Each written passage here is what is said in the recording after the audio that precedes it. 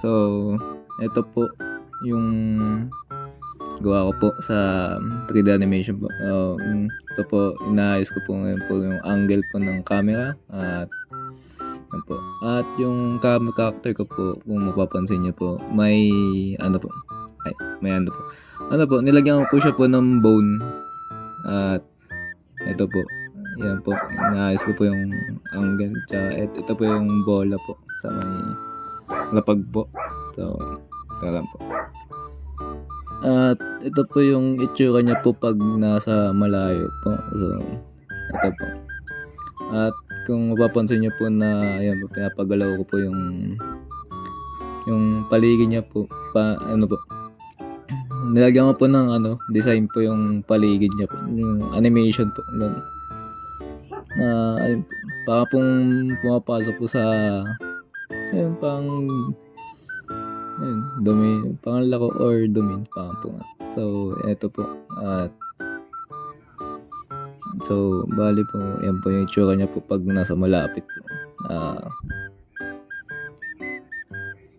Tapos, ayan po yung pagsipa niya po dun po sa bola. Yan po. Bali po, yan, naglakad po siya tapos bigla niya pong sinipa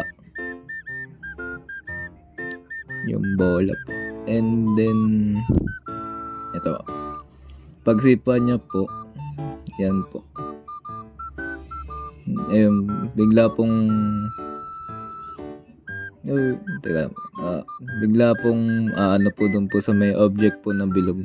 Tatama po bigla. Yan po. Ayan. Tapos, magbabounce po pabalik. After po tumama po dyan po sa may bilog. Yan, yan po. Aakyat po yung, ay hindi po. Tatalbog po yung bola po pataas. Habang nag-animate po yung character ko po. Bigla po nag-dub. Yan po. So, ayun po. Tatamaan po siya po ng bola. And, ayun po.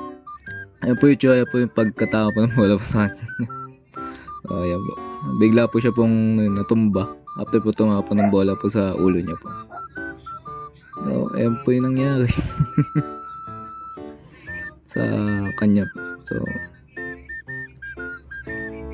ayun po yung itsura po niya.